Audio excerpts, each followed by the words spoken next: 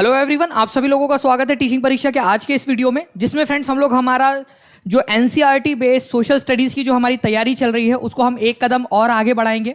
तो जितने भी लोग हमारे साथ में यहाँ पर में जुड़ चुके हैं उन सभी का स्वागत है। सभी को आदाब, नमस्कार, सत श्री अकाल, ladies and gentleman, boys and girls, आप सभी का स्वागत है। चलिए फ्रेंड्स, ज़्यादा समय ना लेते हुए हम लोग जल्दी से हमारे सेशन की तरफ में आगे बढ़ते हैं। जितने भी लोग यहाँ पर में जुड़ चुके हैं वो उनसे रिक्वेस्ट है कि प्लीज़ जल्दी जल्दी से आप लोग इस सेशन को जहाँ भी शेयर कर सकते हो अपने दोस्तों के साथ में, टेलीग्राम, फेसबुक, व्हाट्सएप, इंस्टाग्राम, जहाँ जहाँ भी आप लोग इस सेशन को शेयर कर सकते हो जल्दी जल्दी से आप लोग शेयर कर देंगे इस सेशन को। और जिन लोगों ने भी इस सेशन को लाइक कर दिया है, ठीक है, उन सभी का भी बहुत बहुत धन्यवाद फ्रेंड्स। जैसे कि मैं देख पा रहा हूँ काफ़ी सारे लोग हैं जिन्होंने इस सेशन को लाइक भी कर दिया है, तो आप सभी का भी बहुत बहुत शुक्रिया। जल्दी से आगे बढ़ते हैं पहले क्वेश्चन की तरफ। पहला क्वेश्चन आप लोगों की स्क्रीन के ऊपर में ये रहा फ्रेंड्स, एग्जाम में पूछा गया क्वेश्चन आप लोगों का, ठीक है जी। हाथ में एक्चुअली जो, अच्छा सुबह वाली क्लास में नहीं थे आप लोग ना, हाथ में एक्चुअली थोड़ी सी नस लग गई है, इस वजह से थोड़ा दिक्कत हो रही है। ये पेन पकड़ने में भी दिक्कत हो रही है, तो उसको जेल वगैरह लगा के उसको बांधा हुआ है ताकि ये हो जाए। नस लग गई है उस हाथ की। तो आप ए और बी आपको दिए गए हैं, आपको बताना है भारतीय राज्य का कोई आधिकारिक धर्म नहीं है। मतलब हमारे भारत का कोई आधिकारिक धर्म नहीं है, ये बोल रहा है। ये कोई भी आधिकारिक धर्म नहीं है हमारे भारत का। यहाँ बोला जा रहा है कि सरकारी नौकरियों में धार्मिक अल्पसंख्यकों के लिए आरक्षण का प्रावधान है। तो हमारे भारत का कोई आधिकारिक धर्म है क्या? बताइए जल्दी से। हमारे भारत का कोई आधिकारिक धर्म,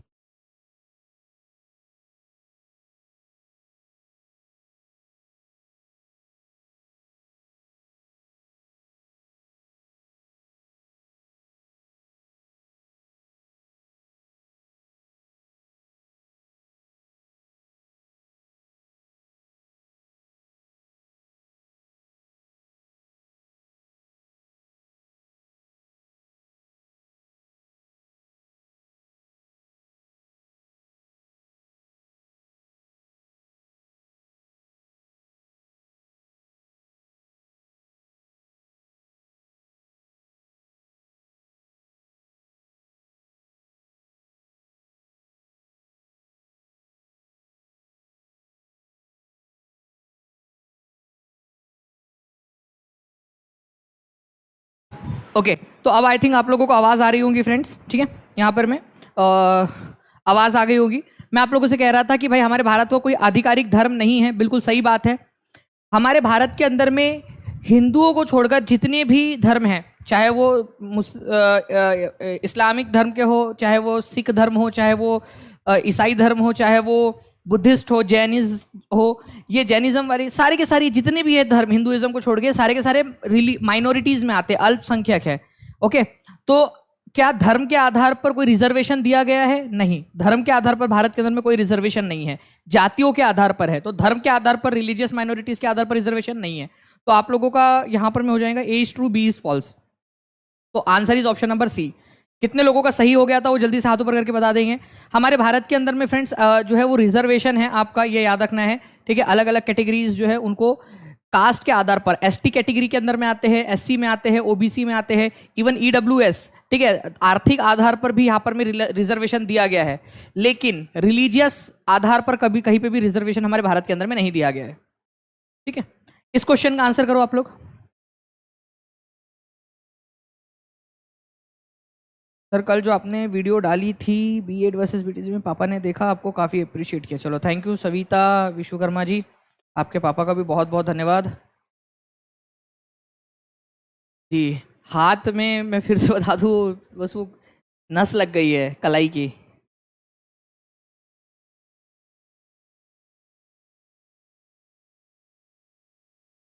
जी, तो देखिए फ्रेंड्स, आप लोगों को पता होना चाहिए कि हमारे हमारी जो दुनिया है उसके आसपास में जो हवा है इसको हम लोग एटमॉस्फेयर बोलते हैं। हमारी अर्थ जो है एटमॉस्फेयर की चादर से घिरी हुई है, ठीक है। तो सबसे पहली जो लेयर है वो है ट्रोपोस्फियर, और ये ऑन एन एवरेज 13 किलोमीटर तक फैली हुई है, ऑन एन एवरेज 13 किलोमीटर तक। तो ये बिल्कुल सही है। आप लोगों ने ये जो मैं बता रहा हूँ वो याद रखना है आप लोगों ने। दूसरे नंबर की जो लेयर है आप लोगों की स्ट्रेटोस्फियर, ये 50 किलोमीटर तक फैली हुई है, 50 किलोमीटर तक। तो ये भी याद रखना है आप लोगों ने, बिल्कुल सही है कि 50 किलोमीटर तक ये फैली हुई है आप लोगों की स्ट्रेटोस्फियर, 50 किलोमीटर तक समताप मंडल, ठीक है। उसके बाद में बारी आती है मेसोस्फियर। मेसोस्फियर जो है वो तीसरे नंबर पे है, और ये 80 किलोमीटर तक है, तीसरे नंबर पे है मेसोस्फियर, ना कि थर्मोस्फियर तीसरे नंबर पे है। ठीक है। थर्मोस्फीयर जो है ये चौथे नंबर पे आती है आपकी, और 80 से 400 किलोमीटर तक है। तो ये उल्टा सीधा दिया हुआ है, तो केवल 2 ही सही है यहाँ पर में। आंसर आप लोगों का ऑप्शन नंबर ए हो जाएगा, ओनली 1 एंड 2। ओके, ये याद रखना है आप लोगों ने। तो आंसर आप लोगों का ऑप्शन नंबर 1 हो जाएगा। आप लोग लिख दो, सारे के सारे लोग लिखो। शोभ मंडल कहाँ तक फैला हुआ है, सभी के सभी लिख देंगे जल्दी से। समताप मंडल कहाँ तक है, लिख दो। DSSB में भी आ चुका है ये क्वेश्चन। बाह्य वायुमंडल कहाँ तक है और मध्य मंडल कहाँ तक है आप लोगों का, ठीक है।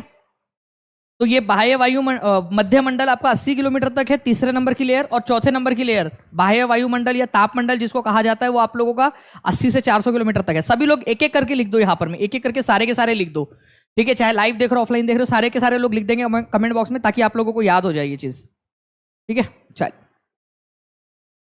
नाउ फ्रेंड्स, इस क्वेश्चन को देखिए आप लोग। 29/1/2023 का क्वेश्चन आप लोगों का एग्जाम के अंदर में पूछा गया।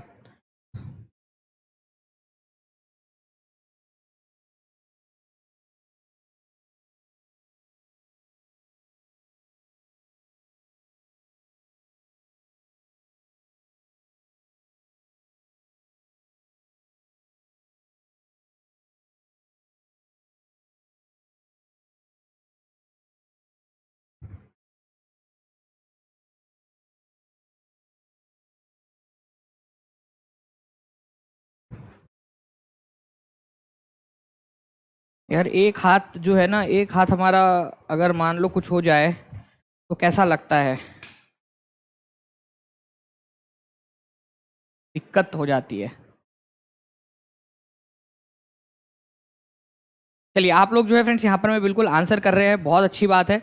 ऐसे ही आप लोग आंसर्स करते रहिए, जल्दी जल्दी से आगे बढ़ते हैं हम लोग यहाँ पर में हमारे आगे के क्वेश्चन की तरफ में। मिल्पा, लदांग, रोका, चीरू, ये सब क्या है? मिल्पा, लदांग, रोका, चीरू, ये सब जो है आप लोगों की मिल्पा, लदांग, रोका, चीरू, ये सब आप लोगों की शिफ्टिंग कल्टीवेशन के जो है प्रकार है आप लोगों के शिफ्टिंग कल्टीवेशन के, ठीक है। तो शिफ्टिंग कल्टीवेशन और एंडेंजर स्पीसीज, शिफ्टिंग कल्टीवेशन और वैरायटी ऑफ राइस, ठीक है। Endanger species, variety of rice, ठीक है। तो शिफ्टिंग कल्टीवेशन तो है मिल्पा, लदांग, रोका। ये चीरू क्या चीज़ है आप लोगों की, वो बेसिकली यहाँ पर मैं पूछा गया था आप लोगों से कि चीरू क्या है, ये आप लोगों को पता होना चाहिए था। चीरू, तो चीरू जो है ना फ्रेंड्स आप लोगों का क्या है, एक लुप्त प्राय प्रजाति है आप लोगों की। इसका जो चीरू है, इसका शिकार बहुत ज़्यादा हो रहा है, शिकार हो रहा है इसका, जिसके कारण इसका ऊन मिलता है चीरू का। चीरू एक जानवर है, ठीक है, जानवर है आप लोगों का, जानवर। इसका शिकार बहुत ज़्यादा हो रहा है उसके ऊन के लिए, जिसके कारण इसकी संख्या कम होती जा रही है। तो आप लोगों को याद रखना है कि ये जो चीरू है, चीरू ये लुप्त प्राय प्राणी है, एंडेंजर्ड स्पीशीज है ये। तो आप लोगों का आंसर होगा ऑप्शन नंबर ए, ठीक है।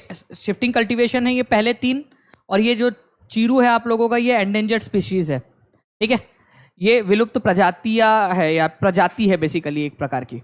ओके, तो आंसर आपका ऑप्शन नंबर ए हो जाएगा, ठीक है। लदांग, झूम, पोडू, ठीक है, कुनुको, रोका, ये सब शिफ्टिंग कल्टीवेशन के प्रकार है। शिफ्टिंग कल्टीवेशन, मिल्पा, लदांग, रोका शिफ्टिंग कल्टीवेशन के प्रकार है।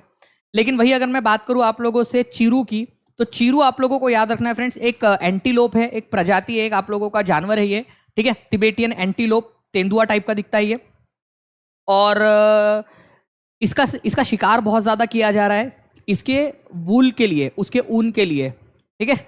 ये याद रखना है आप लोगों ने। इसका जो वूल है इसको शहतूश बोला जाता है, शहतोष, ठीक है। और बहुत ज़्यादा ये शहतोष जो है ना आप लोगों का, ये बहुत ज़्यादा लाइट वेट होता है, हल्का होता है और बहुत ज़्यादा गर्म होता है।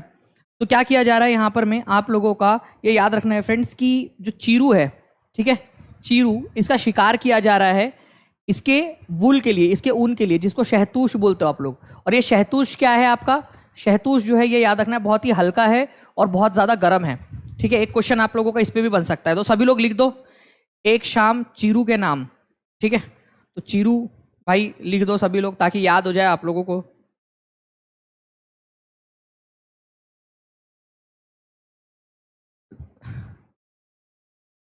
दिखा भी देता हूँ मैं आप लोगों को चीरू, अगर आप लोगों ने देखना है तो।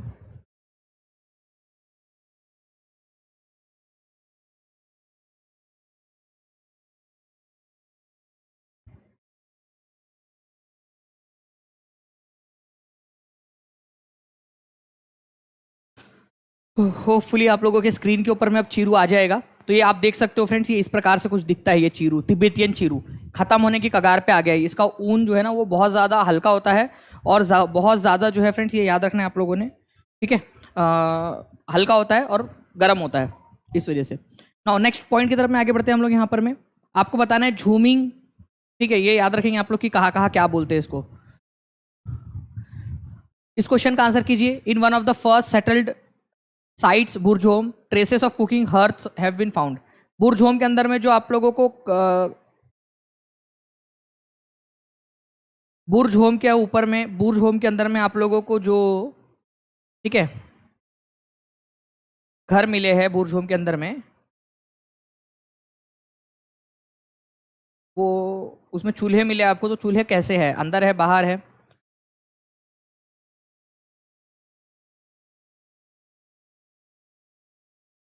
जी, पूरा कंसंट्रेशन लूज हो रहा है, दर्द बहुत ज़्यादा है, तो उस वजह से पूरा कंसंट्रेशन अलग अलग हो गया है। ठीक है, चलिए कोई नहीं फ्रेंड्स, लेकिन फिर भी हम लोग कंटिन्यूटी के लिए इसको यहाँ पर में रखेंगे कि देखिए पहले के पुरास्थलों में से पुरास्थल जो है बुर्जहोम आप लोगों का है यहाँ पर में, ये याद रखना है।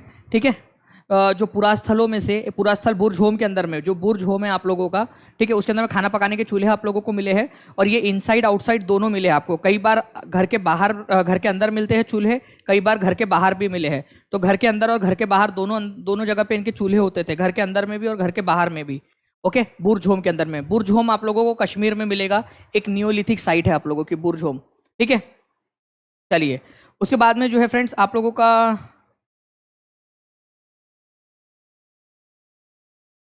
ओके, नेक्स्ट क्वेश्चन की तरफ में हम लोग आगे बढ़ते हैं। जस्ट अ सेकेंड, आप लोग बता दीजिए जल्दी से मेरे को एक चीज़ कि जो बुर्जहोम है वो कौन सी वाली साइट है, नियोलिथिक है, पैलियोलिथिक है, कौन सी वाली साइट है बुर्जहोम आप लोगों की?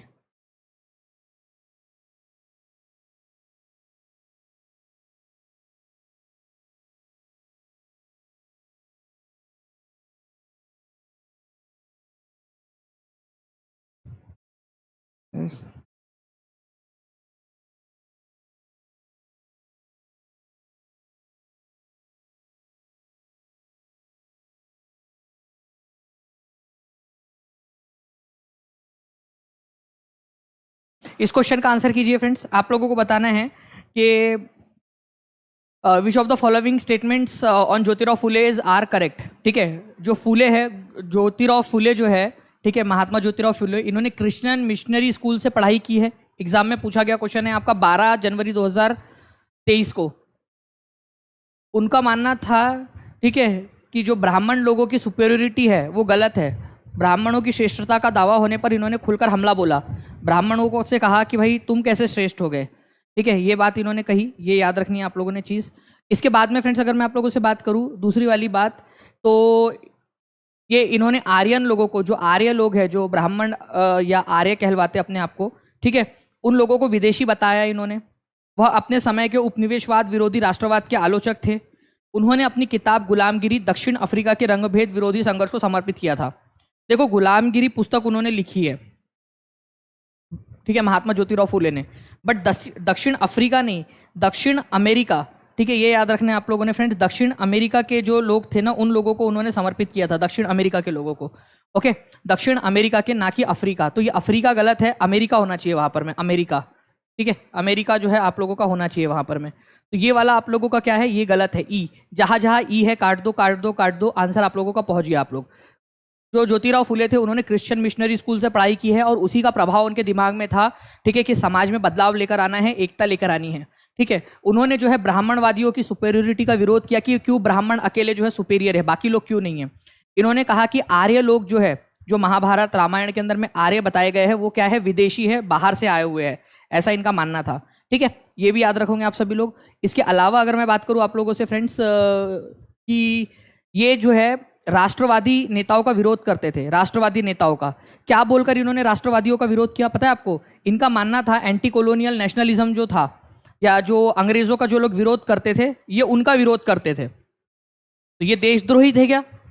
नहीं, इनका मानना यह था कि अंग्रेजों के आने के कारण, अंग्रेज लोग भारत में आए हैं, इसके कारण हमारे भारत में जो दलित लोग हैं, पिछड़े लोग हैं, उनको अपने अधिकार मिलने लगे हैं, अदरवाइज पहले तो मिलते ही नहीं थे।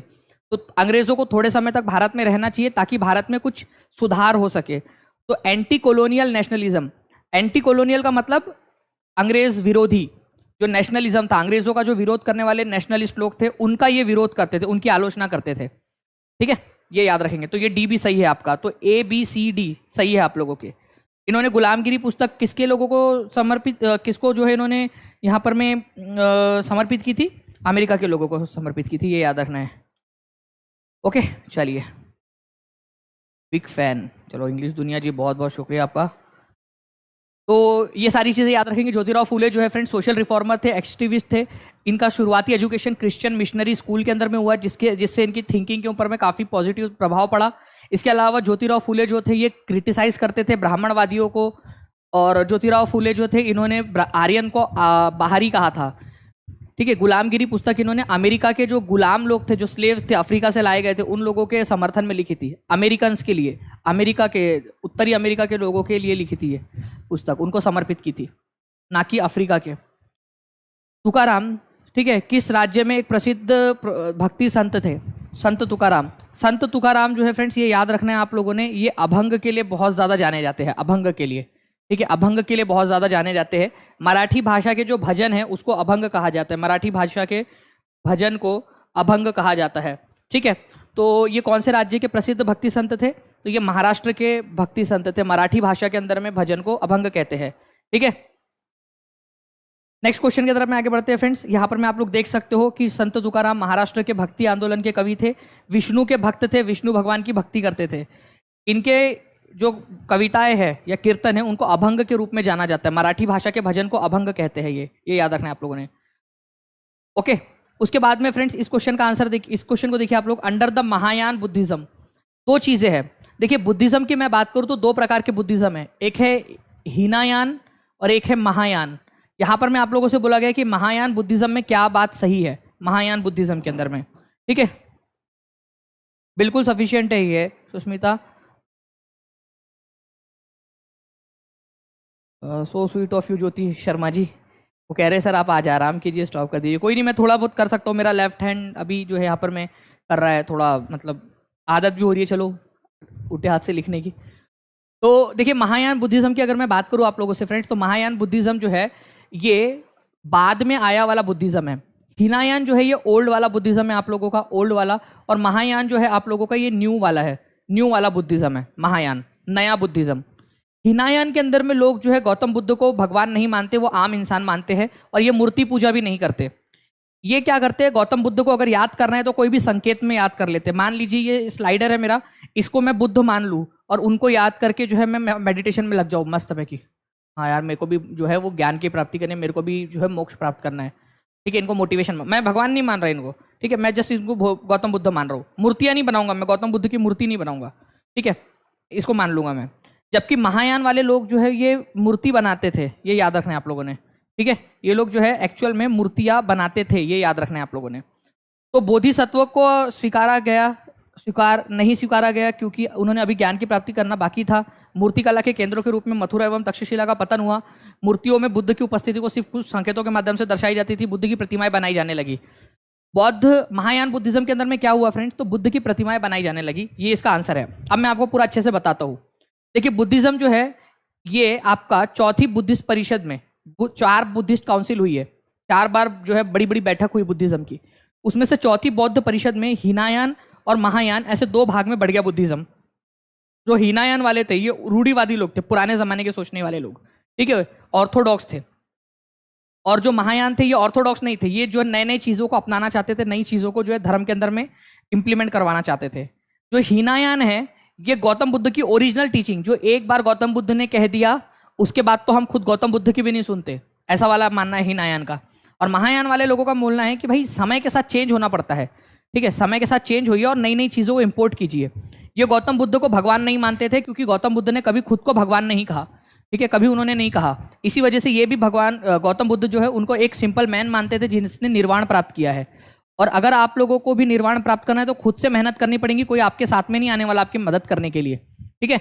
तो जब ये गौतम बुद्ध को भगवान नहीं मानते तो ऑब्वियस सी बात है उनकी मूर्ति पूजा भी नहीं करेंगे, उनकी पूजा भी नहीं करेंगे।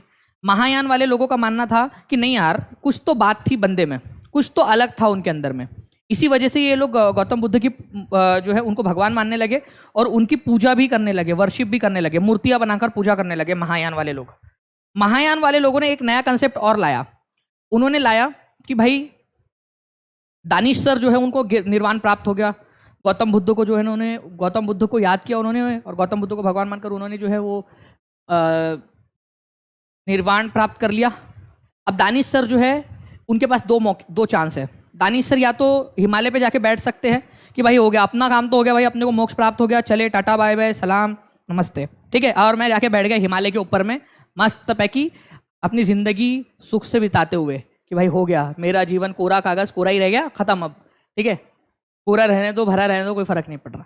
और दूसरा रास्ता है मेरे पास में कि जो मेरे को ज्ञान प्राप्त हुआ है, जो मेरे को परम ज्ञान प्राप्त हुआ है, मैं आप लोगों की भी मदद करूँ, आप लोगों को भी बताऊँ, आप लोगों को भी सिखाऊँ कि देखो भाई लोग और उनकी बहनों, टेंशन नहीं लेने का, कर्म अच्छे करो, अच्छे कर्म करोगे अच्छा फल मिलेगा, चाहे इस जीवन में मिले चाहे अगले जीवन में मिले। मस्त पैकी मैं आपको भी सिखा रहा हूँ, आप लोगों को भी ज्ञान की बातें बता रहा हूँ। मैं चाहता तो अपना जीवन अकेले अच्छे से बिता सकता था, बट मैं आप लोगों की मदद कर रहा हूँ, तो मैं बोधिसत्व बन गया। तो ऐसे लोग, ठीक है, ऐसे लोग जिनको ज्ञान प्राप्त हो गया है, ठीक है, जिनको ज्ञान प्राप्त हो गया है, उनके पास दो चांसेस है। या तो वो जो है खुद आइसोलेट रह सकते थे, अकेले रह सकते थे, या तो फिर वो क्या कर सकते हैं, दुनिया में रहकर दुनिया वालों की मदद कर सकते हैं। उन्होंने अकेला रहना पसंद करते हुए या ना चूज करते हुए उन्होंने दूसरों की मदद करना चुना। दुनिया में रहकर दुनिया वालों की मदद करना चुना उन्होंने। अदरवाइज अकेले रहकर मस्त है कि आइसोलेट रहकर मेडिटेशन कर सकते थे, वो पीसफुली रह सकते थे। ऐसे लोगों को बोधिसत्व कहा जाता है। बोधिसत्व में किसका विश्वास था कि बोधिसत्व होते हैं, ऐसे भी लोग होते हैं जो दूसरों की मदद कर सकते हैं ज्ञान प्राप्त करने में। तो बोधिसत्व में विश्वास था आपका महायान वाले लोगों का, हीनायान वाले लोग नहीं मानते थे, ठीक है। हीनायान का मानना था कि भाई देखो खुद से करना पड़ेगा, खुद मेडिटेशन करो, खुद ज्ञान प्राप्त करो, खुद से जाओगे, तुम्हारी कोई मदद नहीं करने वाला। जबकि महायान वालों का क्या मानना है कि भाई आपकी दूसरे लोग भी मदद कर सकते हैं, बोधिसत्व आपकी मदद कर सकते हैं, ठीक है। तो दानिश सर बोधिसत्व बन के आएंगे और आपकी मदद करेंगे। तो बोधिसत्व में किसका विश्वास था? अब पढ़ो इसको, क्वेश्चन को, इस क्वेश्चन को पूरा पढ़ो ध्यान से।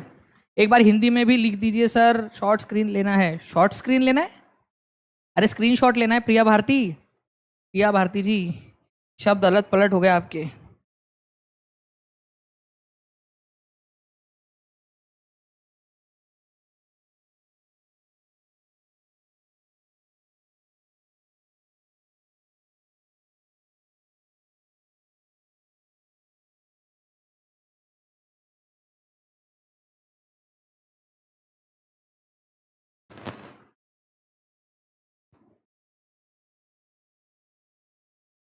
चलिए, तो आई होप आप लोग अब इस क्वेश्चन का आंसर लगाने में सक्षम हो गए हो फ्रेंड्स।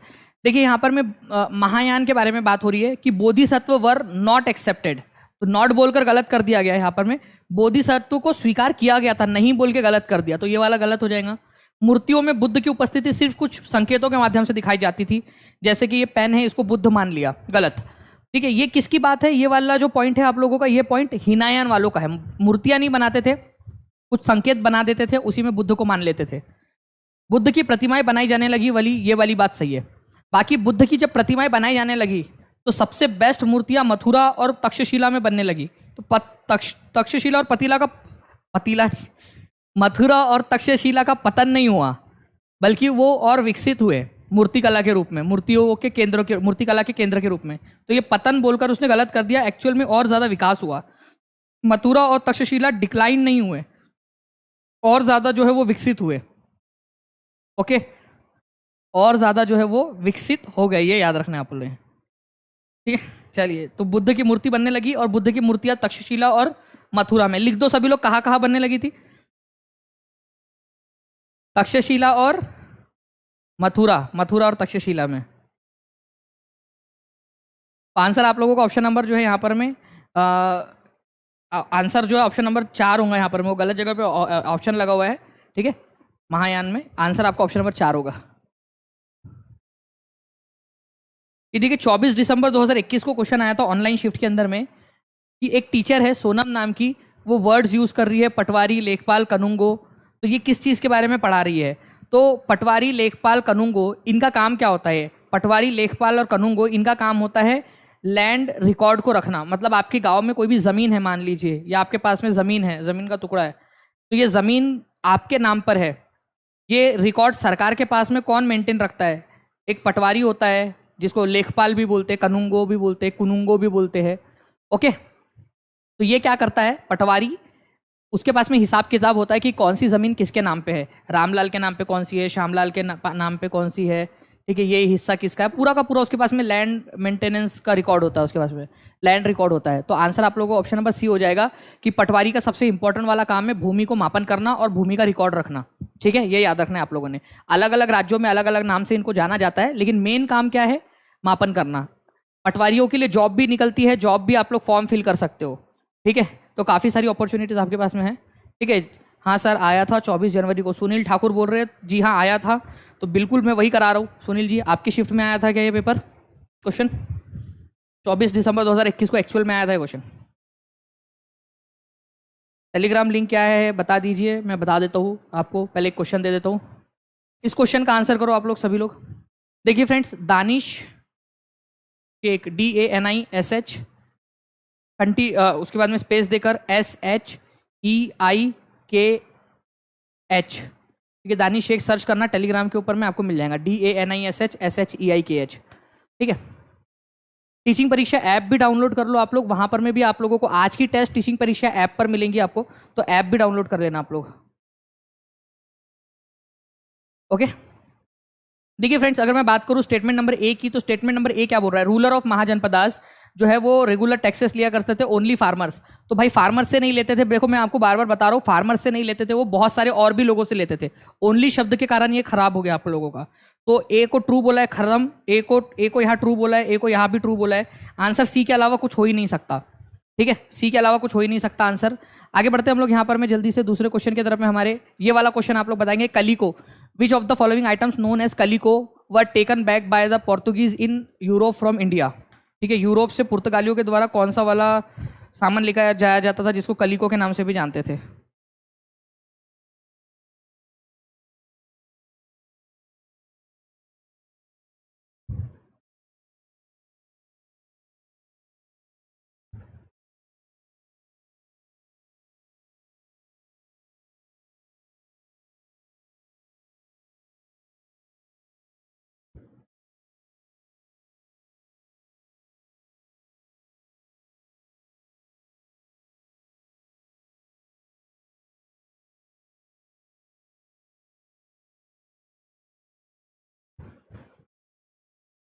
जी, तो याद रखना है फ्रेंड्स आप लोगों ने, कलिको जो है आप लोगों का बेसिकली ये कॉटन है। ठीक है, सूती कपड़े का प्रकार है ये कलिको, ये याद रखना है आप लोगों ने।